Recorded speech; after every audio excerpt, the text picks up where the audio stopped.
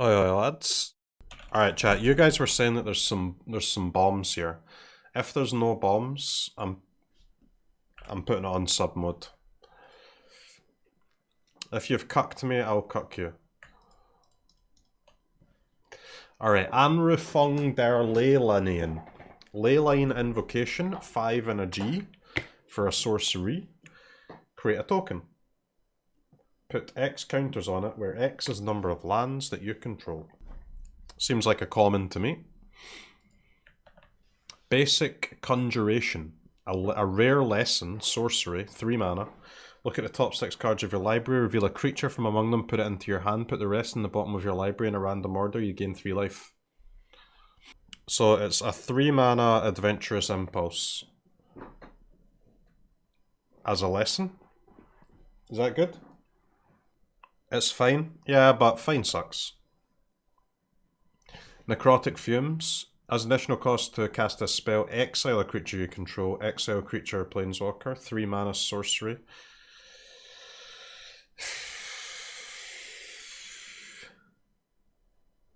Just awful, man.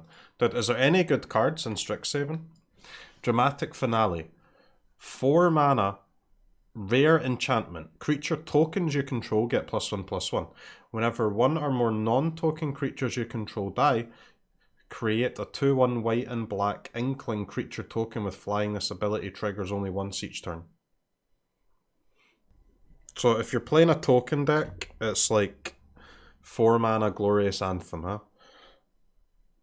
But you also need non-tokens in your deck so that you can take advantage of when your things die, you make tokens.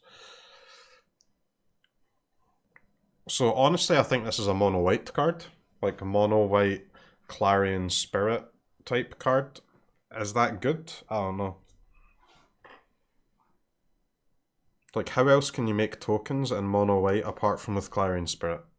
But the thing is, the other ways to make tokens also need to play well with Clarion Spirit, so they have to be cheap. There's Usher, there's Clarion Spirit, yep. Basri.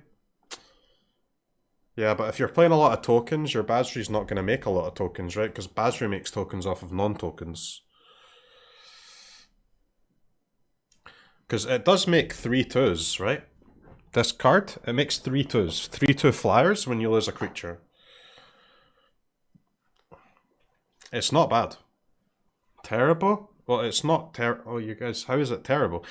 It's terrible if you don't have any other creatures and any other other tokens in your deck.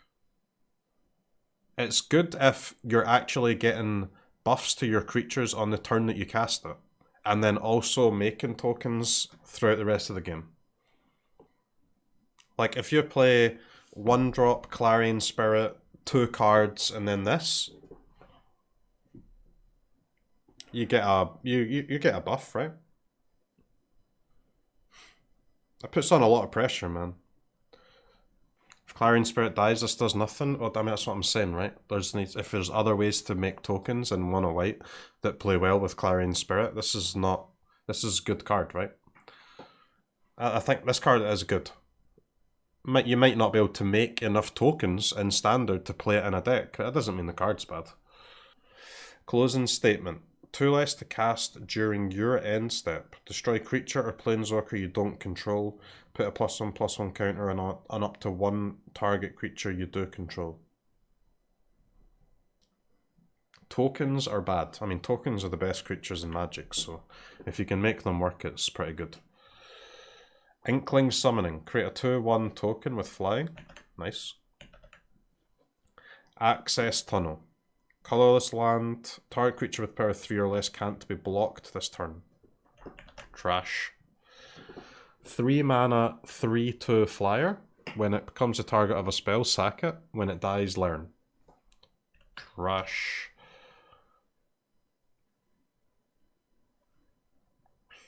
I mean, honestly, these cards are so bad. This is gas. It's not though, man. It's so bad. Like, you have to, every single time there's a 3 mana creature, you have to ask yourself the question, What if I'm on the draw and my opponent played a Lovestruck Beast? If I cast this card, do I win or do I lose? If the answer is lose, it's unplayable. It's as simple as that, man. There's no exception to that. Talent exam. Counter target instant or sorcery spell. Search that player's graveyard, hand, and library for any card with the same name as the countered card in exile, and that player draws a card for each card removed from their hand. Guys, this is just miscast that costs 100% more mana, and miscast is bad. Better negate. Well, I mean, no. Like negate can't hit planeswalkers, can't hit bindings, etc. I don't know. Worse negate, right? Laughing my ass off. It's Necromentia on a counter. I mean, it's Necromentia for instants and sorceries on a counter. But guys, if you think this card is good, you underestimate the value of sideboard slots. There's no space in sideboards for a card like this. It's too narrow. Like, you can't put this card in your sideboard for ultimatum when you could just put negate in your sideboard for ultimatum and then also be able to use negate elsewhere.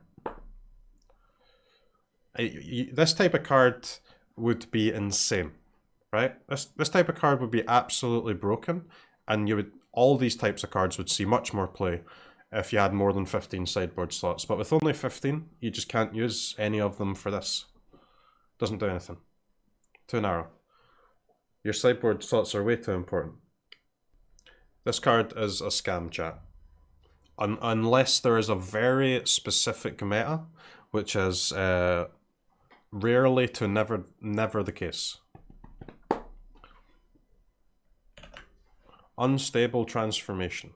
1 blue sorcery lesson. Until end of turn, target non-land permanent loses all abilities and becomes your choice of a frog with toughness 1/1 or an octopus with power and toughness 4.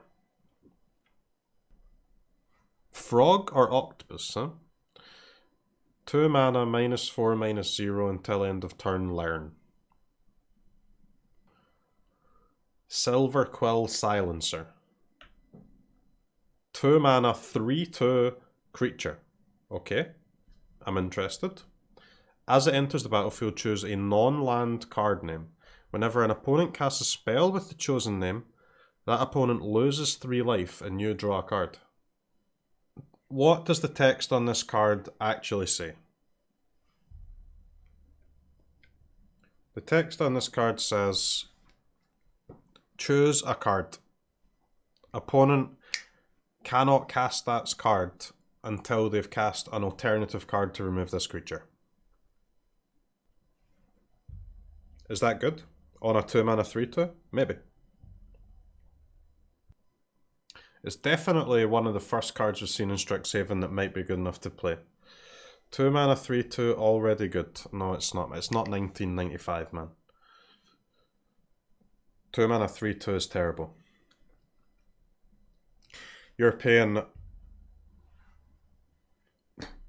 like half of a power and 1.5 toughness to have this text on the card.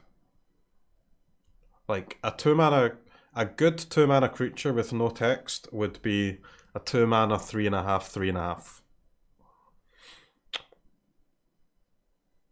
So you're paying like half power, 1.5 toughness for this effect. Is that worth it? Don't know.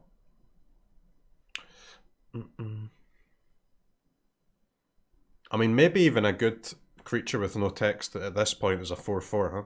Potentially. If the effect pops once, it seems definitely worth. Well, the effect is almost never going to pop, man.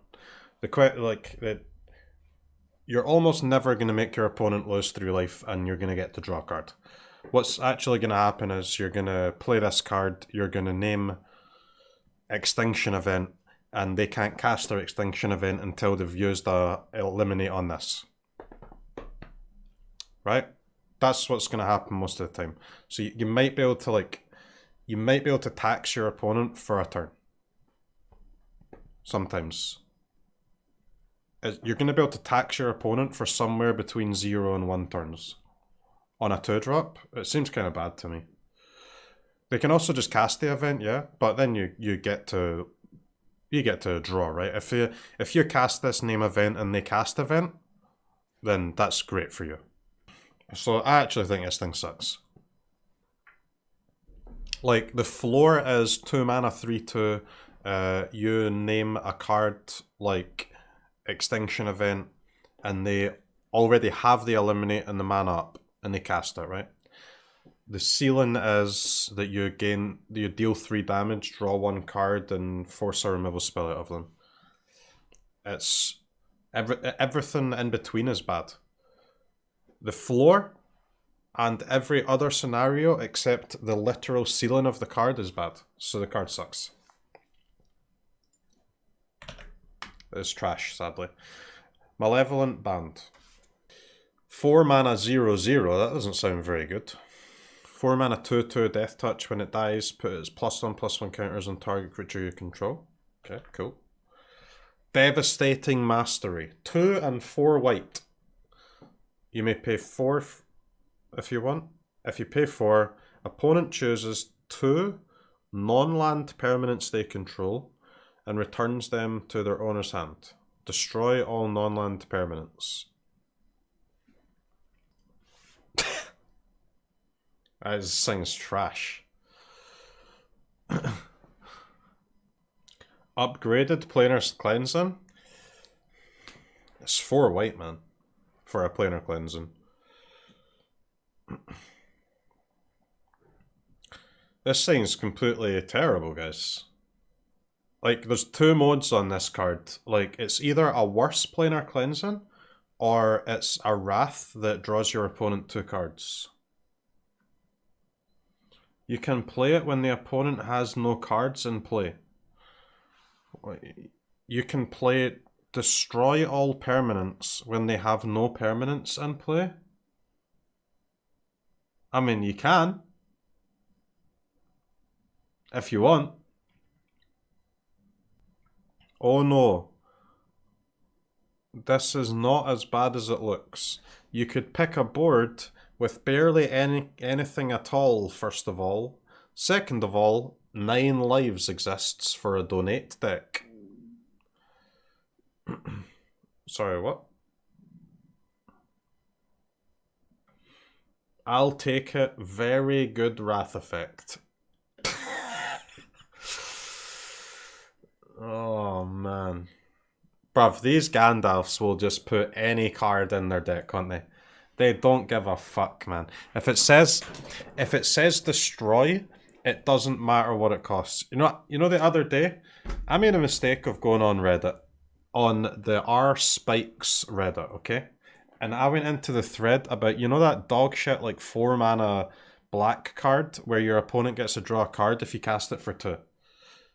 I went onto that thread and, yo man, these monkeys are like, this is better than Heartless Act. This is better than Eliminate.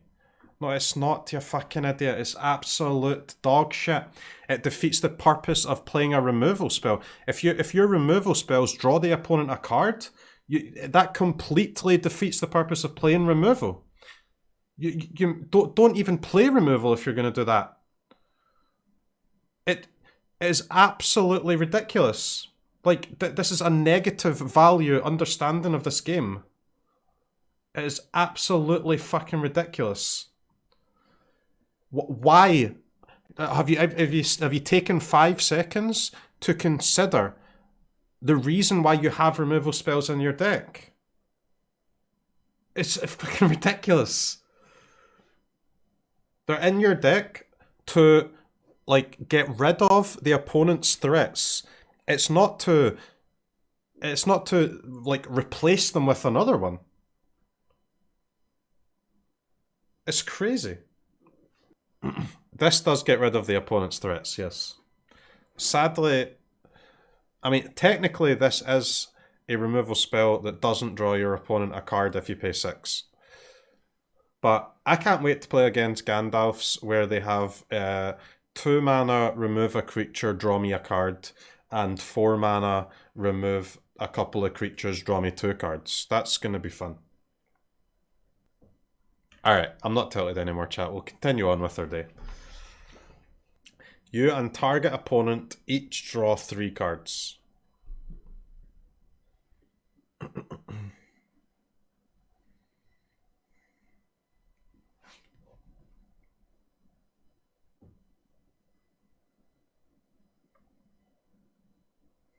Wow, this card is good.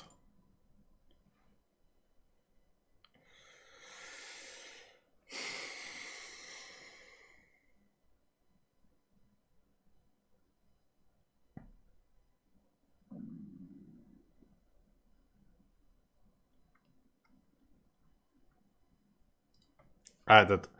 Honestly, guys, let me just lay down the law.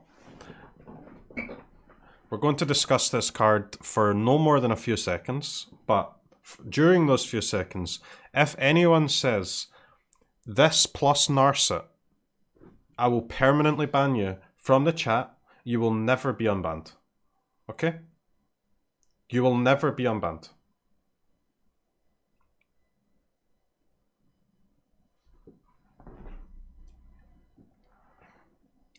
Okay, we will discuss this card now. This card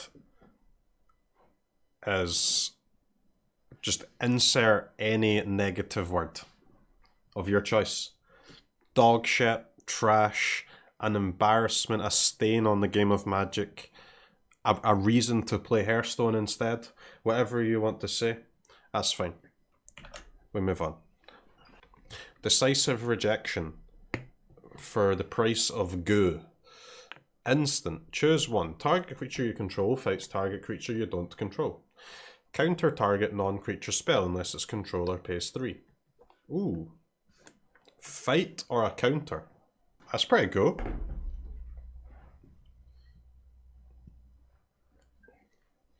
I mean, if only a Simic gamer would ever play a creature though, huh? I mean, if Simic gamers played creatures, this would be nice. This card is good though. But how do we put island and forest in our deck and also some creatures? Narset plus this. I mean, if your opponent casts an Narset and you use this and they can't pay 3, hey man, that's good. What are you gonna do? It's fine. Will Flash deck? I mean, I don't think Simic Flash is going to be playable, is it?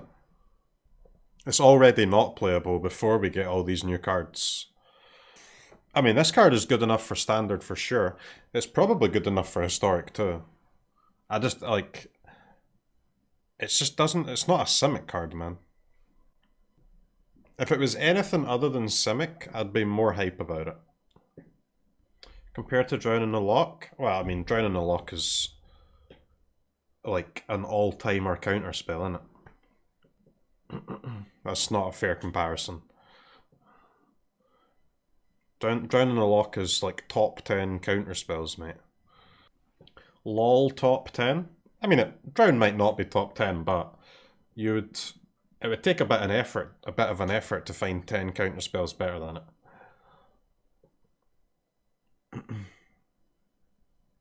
I hate this trend of look, this counter has removal attached to it. I like Simic a lot, but I hate this as much as I hate Drowning the Loch. At least the counter side is non-creature only. Well, that's kind of... I mean, that's kind of what a counter spell needs to be though, huh? Hard counters are pretty bad, to be fair. Or like, things that only counter. At least the run-of-the-mill ones, you know? Like your basic 3 mana counter.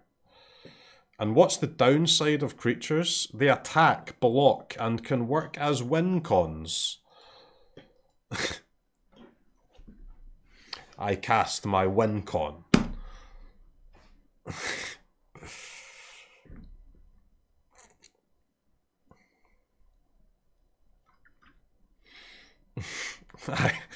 I attack with my win con. Any blocks, opponent? Any blocks?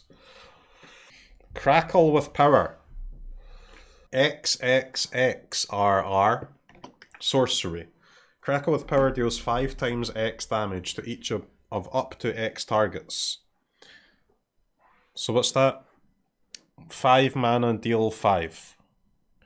8 mana deal 10. So for 5 mana, this deals a total of 25 damage divided to 5 targets. Yes, of course. I mean, this thing sucks, huh? I mean, instant would be... What about if it was instant? End step, deal 5?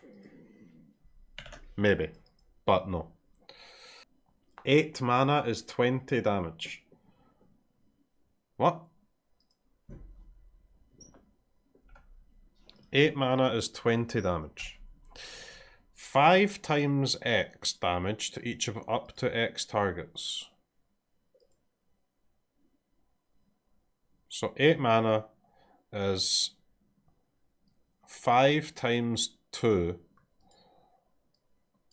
to 2 targets. Up to 2 targets. What? 5 times 2 is 10. Not 20. 5 times 2 to each of up to 2 targets. I don't understand. 5 times 2 is 10. Minus 1, that's 9. Quick maths.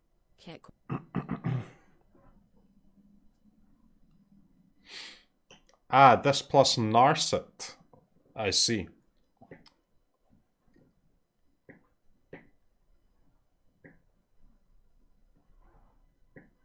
You can't target face twice, can you? Up to 2 targets. But surely 2 target...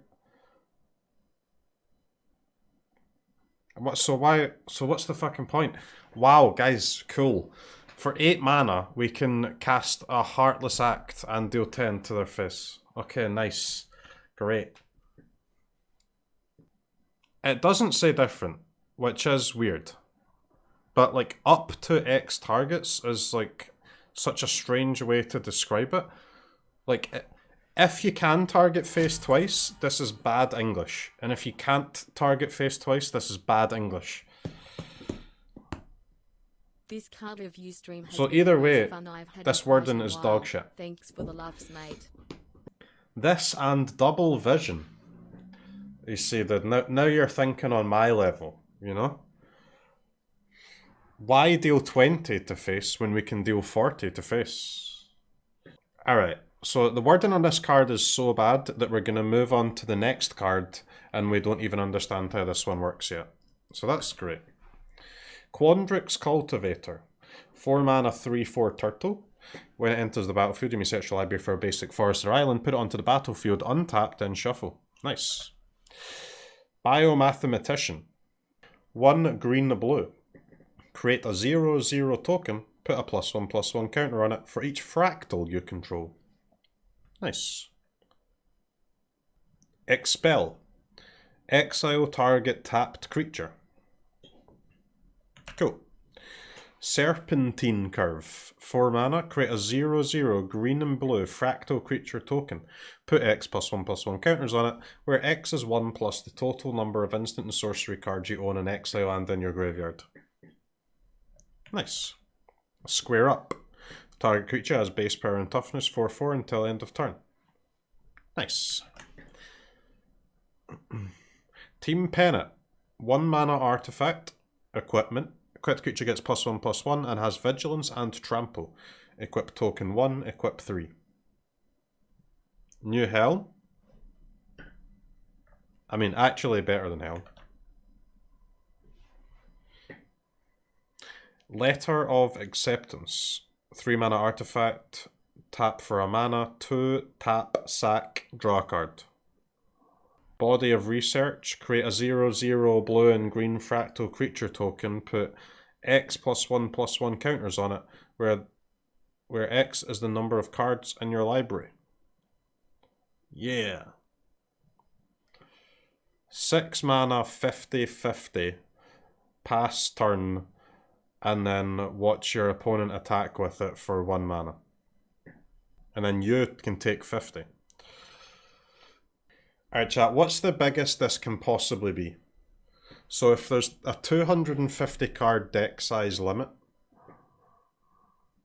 and you need at least 6 lands in play, and you need to cast this card. So if this was the only card in your hand, and you had just put all of the cards into your graveyard, from your graveyard into your deck again, it could be a 243/43, right? Is the biggest it can be?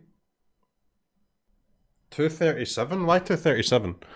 Like, because you're gonna draw each turn, of course, but you can cast those cards that you're drawn, get them into your graveyard, and then you can shuffle your graveyard back into your deck before you cast this, right? So all you need is 6 lands in this, no? I mean, the same thing applies if you just mull to 1, yeah? Mull to 1, draw 6 lands, it would be 243 is gotta be the biggest, right? Voring collects first. Well, then it wouldn't be a 263 though, right? It would be 262 times 2. So 464? Or 484, sorry? Is there any possible way to make it be more than 484? And so to do that, you have to mull to 1, play land, Vorinclex, Body of Research. And then you've got, in a 250 card deck, and then you've got yourself 1 casual 484. Augmenter Pugilist. 3/3 with trample for 3. As long as you control 8 or more lands, this gets +5/+5. Shit. Echoing Equation. 5 mana sorcery. Choose target creature you control. Each other creature you control becomes a copy of that creature until end of turn, except those creatures aren't legendary creatures if the chosen creature is a legendary creature. Wow. Nice. All CROKEYZ. Escape CROKEYZ and then swing with like 5 CROKEYZ off your tokens. Gas. Wow, both sides of this are pretty legit. Pretty legitly bad, right guys? I've absolutely smashed that guy who has no opportunity to respond to anything I say in an unfair fight of Battle of Words. Got him! Get fucked, mate. You can't even respond, that's the best part. Easy.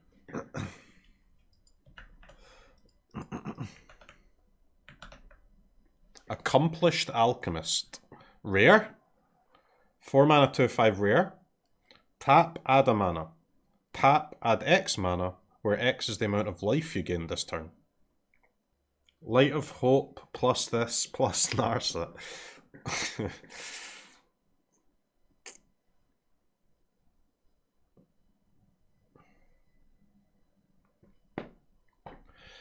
Oh geez, I have Kenrith activated ability tribal. With the King's White ability and Zerda, or the Familiar or Training Grounds, I can play 3 white for 15 mana and even more with Fate Stitcher and other untappers. Yes, for the small price of having a Kenny in play, having an Accomplished Alchemist in play, having a Zerda in play, untapping with them all and paying 3 white, I can generate 15 mana and then use that mana to spend on 0 cards because I don't have anything left in my hand because they're all currently on the battlefield alongside my lands. That is a combo. You do get to draw some cards off Kenny, huh?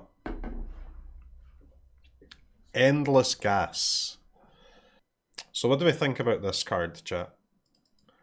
How trash is this? Is this like bottom tier trash? Is this like, you know, is it a 1 out of 10 or a 0 out of 10?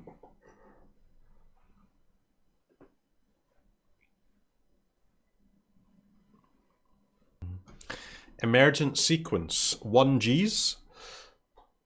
Any 1Gers in the chat? Sorcery. Search a library for a basic land card, put it onto the battlefield tapped, then shuffled. That land becomes a 0/0 green and blue fractal creature that's still a land. Put a +1/+1 counter on it for each land that you add into the battlefield under your control this turn. So this is a 2/2 mana dork, right? Basically. As a token. So if they have a Brazen Borrower, you don't even get to replay it, huh? Or does it? The land becomes a 0/0 green and blue fractal creature. I guess it can't be borrowed, huh? The land becomes it. Okay. I mean, I don't know, guys. Isn't this thing trash? It's the 2 mana dork, right?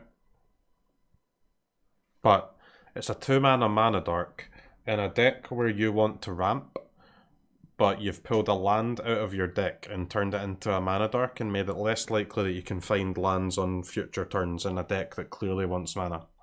So it's actually worse than a mana dork. Pretty good ramp and land thin. No, but you don't want to thin lands in decks that have land that want mana dorks though. 2 mana 2/2 thin your deck? No, 2 mana 2/2 make your deck worse. It does turn your land into a win con though, true. Umbral Duke.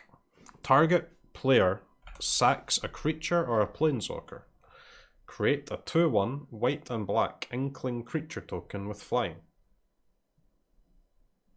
This card's honestly almost good, but shit.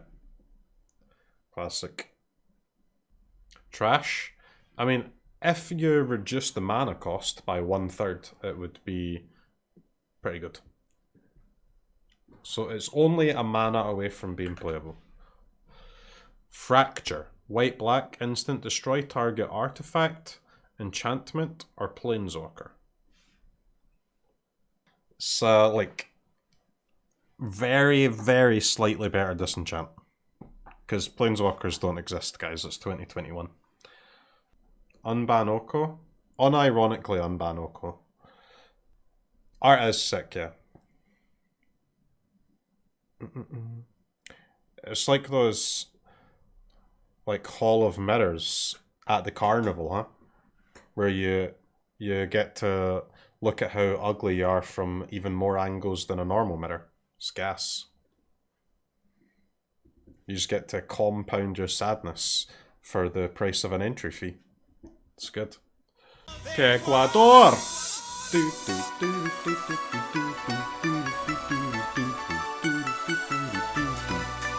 Ecuador!